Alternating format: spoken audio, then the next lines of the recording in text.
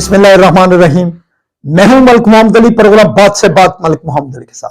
आज हम बात करते हैं पाकिस्तान में इस वक्त मौजूद सबसे बड़े सियासी कैदी नंबर 804 की। उनकी तरफ से यह कहा गया था कि वो कैद तन्हाई में है, उन्हें जेल में वो सहूलतें मुयसर नहीं जो होनी चाहिए थी। उसके मुतबादल हुकूमत ने भी अब कुछ तस्वीर जारी की हैं जिसमें यह साबित करने की कोशिश की है कि बानी तहरीक इंसाफ को जेल के अंदर बहुत ज्यादा सहूलतें अख्तियार दी गई हैं और वो इन सहूलतों से भरपूर फायदा उठा रहे हैं। आज के इस प्रोग्राम में हम इसी मौजू पर बात करेंगे। और प्यारे दोस्तों, जिन दोस्तों ने अभी तक हमारे चैनल को सब्सक्राइब नहीं किया, बराए मेहरबानी वो हमारे चैनल को सब्सक्राइब भी करें, लाइक भी करें और शेयर भी करें। और हम बात कर रहे हैं अडियाला जेल के कैदी नंबर 804 की। कैदी नंबर 804 की तरफ से यह कहा गया था, बल्कि उनकी पूरी जमात की तरफ से बार बार यह कहा जाता है कि तहरीक इंसाफ के बानी को जेल के अंदर वो सहूलतें मुयसर नहीं है जो उन्हें मिलनी चाहिए थी और वो कैद तन्हाई का शिकार है।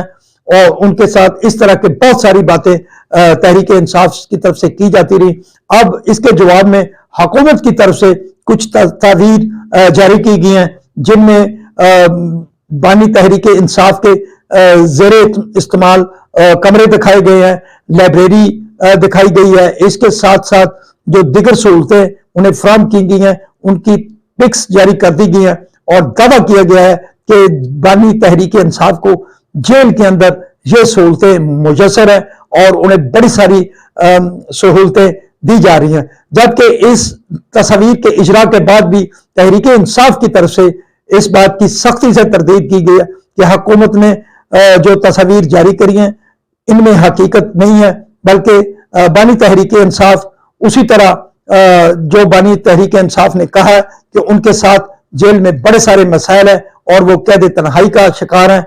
और इसके अलावा भी तहरीक इंसाफ ने जेल में होने वाले वाकयात के मतलब जो गुफ्तगू की है वो हकायक पर मबनी है और हुकूमत की तरफ से जो तस्वीर जारी की गई है इनमें कोई सदाकत नहीं। बहरहाल ये तो हुकूमत और तहरीक इंसाफ का मौकफ है। हम जरा इस बात की तरफ आते हैं कि इमरान खान को जेल के अंदर इतनी सहूलतें हैं या नहीं है, या वो कैद तन्हाई में हैं या नहीं है। हम बात करेंगे पीपल्स पार्टी के बानी जुल्फकार अली भुट्टो शहीद की। क्या जब उन्हें कैद में रखा गया था, जब उन्हें फांसी दी गई थी, क्या जेल के अंदर उन्हें भी कुछ सहूलतें हासिल थी? उनसे भी कोई मुलाकातें इसी तरह होती थी जिस तरह आज के सियासतदानों की मुलाकातें होती हैं सियासी कैदियों के साथ? ये एक तवील हकायक है। क्या जो मियां मोहम्मद नवाज शरीफ थे उन्हें भी इसी तरह की सहूलतें मिलती थी? क्या मरियम नवाज शरीफ जब जेल में थी क्या उन्हें भी इसी तरह सहूलतें मिलती थी? या सियासतदान जेल के अंदर सहूलतों से फायदा उठाते हैं? उनमें सब सियासतदान जो जेल के अंदर गए हैं वो सहूलतें भी उठाते हैं और वो कहें कि हमें तो कोई सहूलतें नहीं दी गई।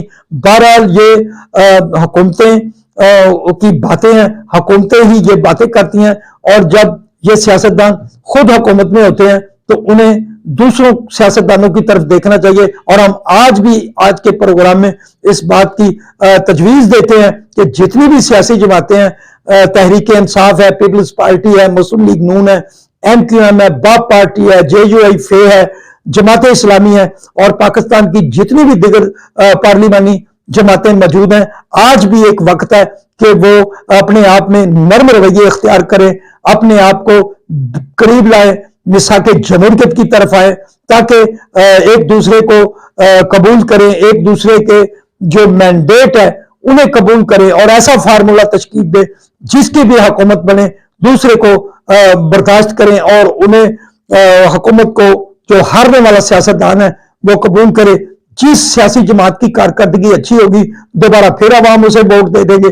बहरहाल सियासतदानों को एक दूसरे को नीचा दिखाने के बजाय करीब आना चाहिए ताकि तमाम इदारे भी अपने अपने हदूद क़यूद में काम करें। जहां जहां भी जो स्टेक होल्डर हैं वो अपने अपने दायरा कार में रहकर आईने पाकिस्तान के मुताबिक काम करें।